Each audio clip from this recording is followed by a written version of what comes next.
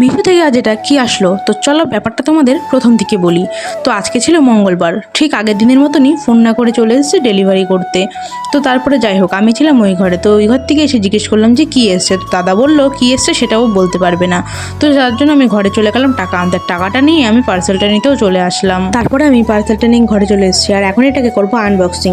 তো চলো এটাকে তাড়াতাড়ি করে আনবক্সিং করে নিতে দেখো। সবার প্রথমে আমি কিন্তু প্যাকেটটাকে ছিঁড়ে ফেললাম, আর তারপরে কেচি দিয়ে ওপরের যে প্লাস্টিকটা আটকানো ছিল সেটাকেও ভরে ফেললাম। আর দেখো এটার ভিতরে ছিল ননস্টিকের তাওয়া। তো দেখো এটাকে আমি অনেকদিন আগে অর্ডার করেছিলাম, কিন্তু পরে ক্যান্সেল করার অনেক চেষ্টা করেছিলাম, কিন্তু ক্যান্সেল আর হয়নি।